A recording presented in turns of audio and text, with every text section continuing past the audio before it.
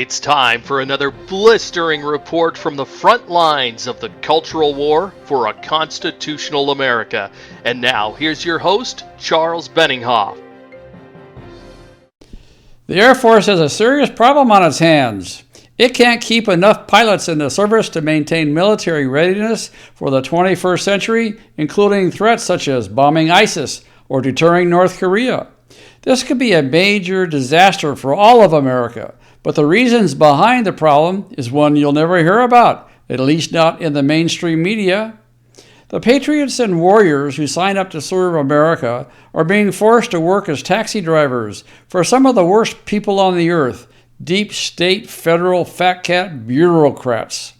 The Air Force is now more than 1,500 pilots short of what it needs, and is talking about imposing what's called a stop loss, meaning pilots will be forced to serve in the military longer than they agreed to do when they started out, just in order to keep airplanes in the air. That's what the Air Force is forced to say, keep more airplanes in the air. But you know what? The understood implication means more military readiness.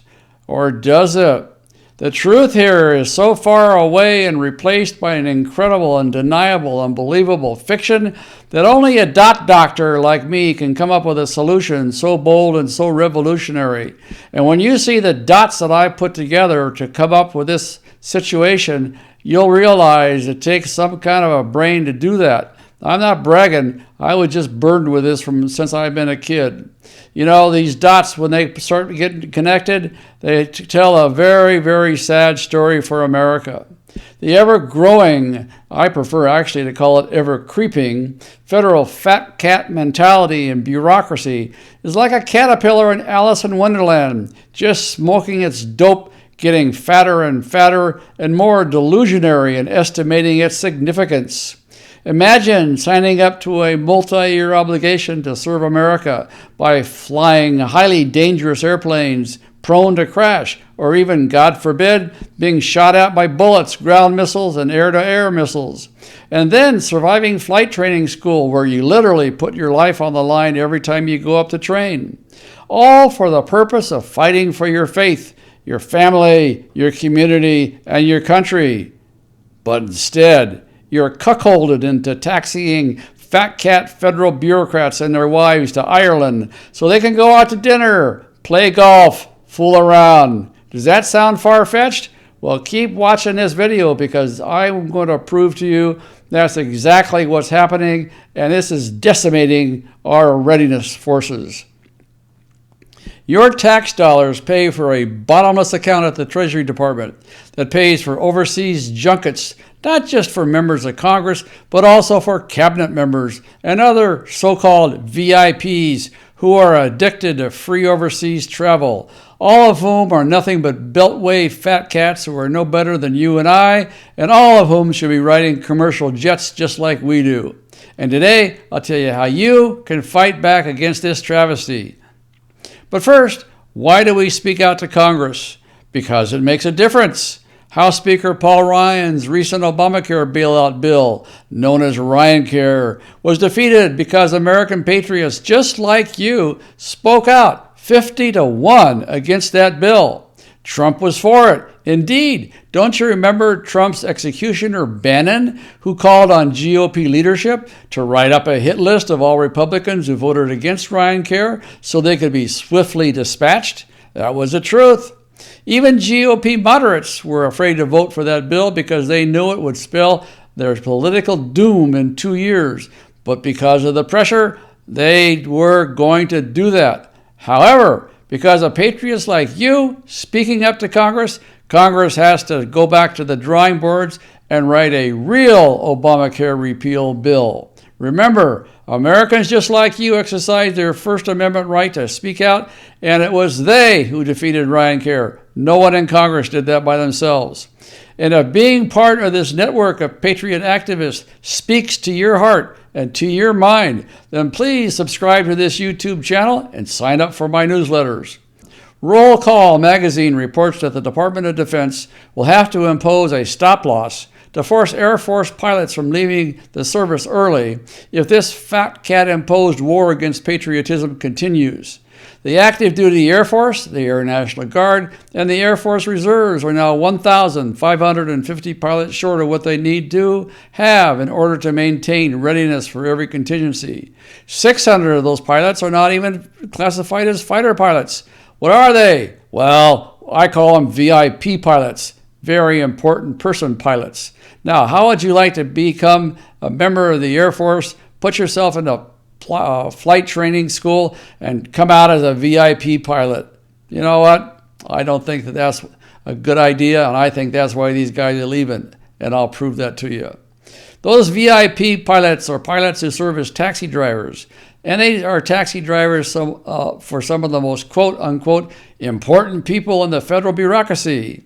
We had to do a lot of digging for this story to come up with some answers because the dates and times of these trips are secret, the costs are secret, and the people on the flights are secret. Everything is a secret with these guys. We can only find snippets of information in multiple news sources, but I assure you I have links posted on our action page today where you can check everything that I say, all the numbers I use, and you can verify this information for yourself.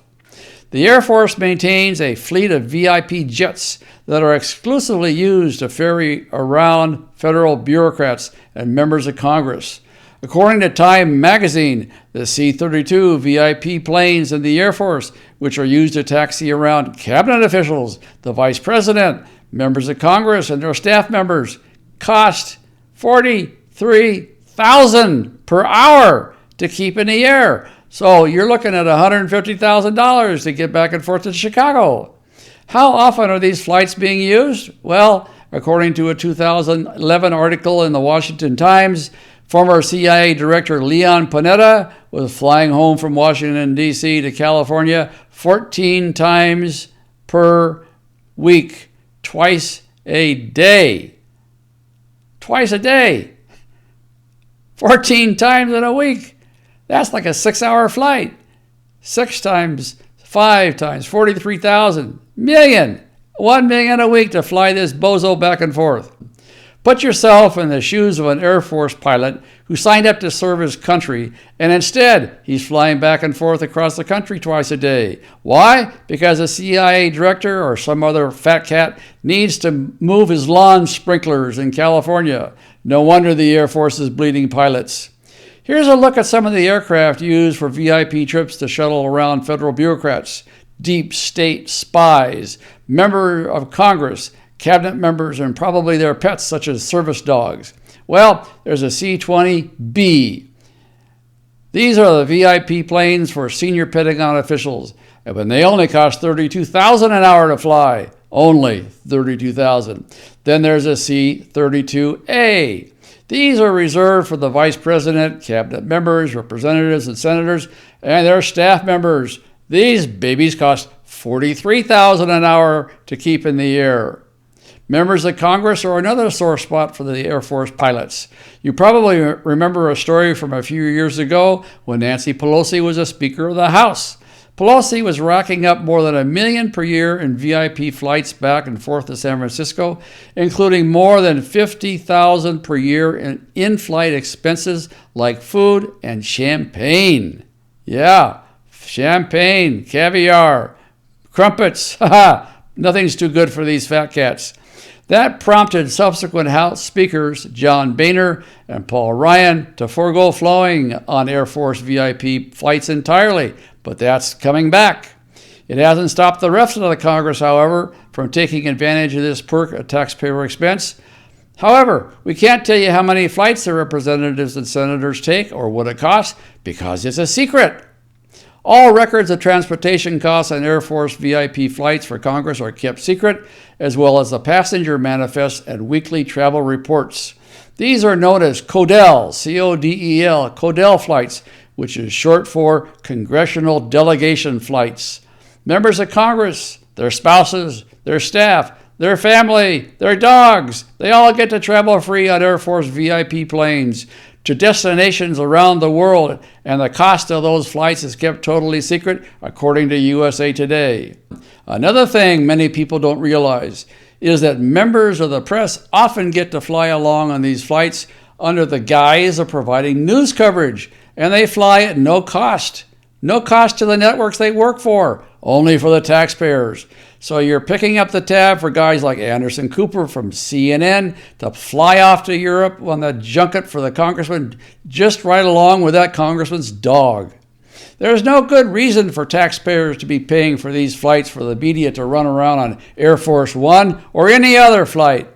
Some members of Congress have been trying for years to get their colleagues to disclose the cost of these overseas junkets at taxpayer expense, but they have not met with success.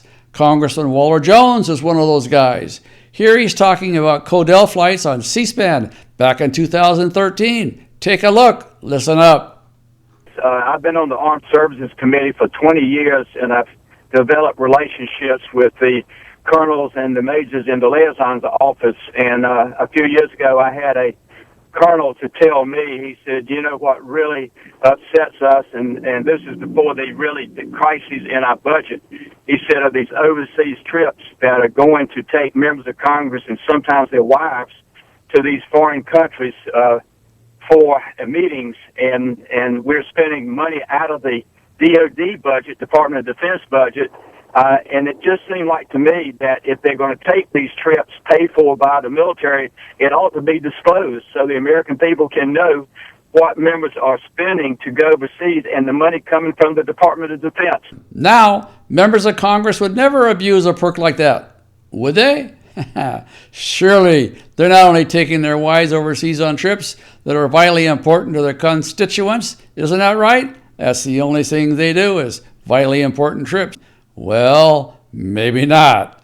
A 2014 report on CNN noted that the two top destinations for Codell flights are France and Ireland. Now, that doesn't sound like a vitally important fact-finding mission to me. And again, put yourself in the shoes of an Air Force pilot who is forced to take time away from his own family so that a member of Congress or other federal bureaucrat can take his or her spouse on a date to Ireland or the French Riviera. Gunslingers are not taxi drivers. That's why they're leaving. The federal bureaucracy has become so bloated and gluttonous, it's driving out our patriots. Pilots are leaving in disgust because they're forced to ferry around self-entitled bureaucrats instead of carrying out the mission they signed up for, which was defense of America. On the front lines, not in a line of airplanes taxiing to take off from Paris, France. The bureaucracy has suborned our patriots and turned them into taxi drivers, and the retention rate is a reflection of this. Who in their right mind would want to fly the CIA director home to California twice a day from Washington, D.C.? And for members of Congress, they should not be taking any military flights unless it is specifically for the purpose of visiting a military base for a legitimate fact-finding mission. If it has to do with diplomacy or some other form of issue that they want to travel to foreign countries, they can fly commercial just like you and me. They're just Congress members. Forcing the Air Force to take some CIA official or some other bureaucrat to Europe just because they want to visit Vienna is a load of horse manure. Members of Congress and their Secret Service delegation, even if they have one, could reserve the entire first-class cabin on any commercial flight, and it would still be cheaper than these VIP flights that cost $43,000 an hour and just as safe, if indeed not safer.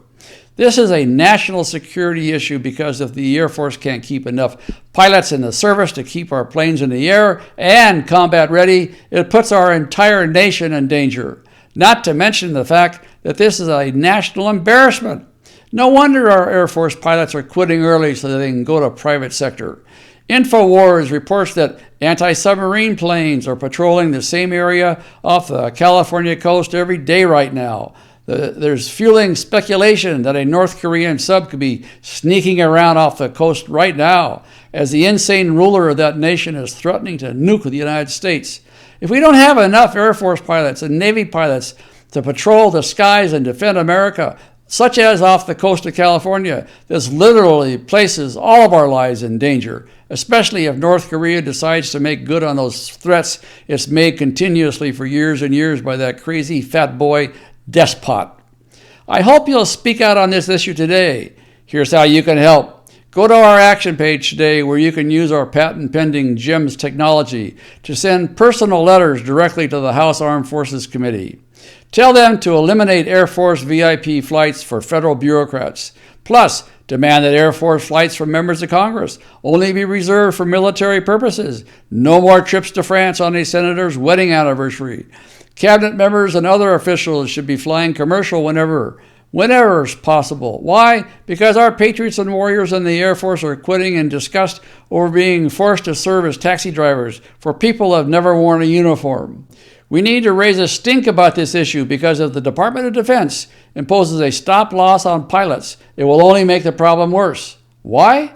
Because people will no longer be willing to even sign up for the service if they know that the official policy will be to force them to serve longer than their original commitment. So stay tuned for the next screen. Bob Mallory will have instructions to let you know how you can get to our action page where you can speak out and send personalized letters to Congress demanding they act on this vital issue. This is Charles Benninghoff signing off and wishing you freedom, fulfillment, and God's many blessings. If you're on our action page on our website, use the form next to the video screen to select a program and send personal letters to Congress. If you're watching this on YouTube or Facebook, click the icon appearing now to find the link to our action page, or check the video's description to find the link. Speak out today.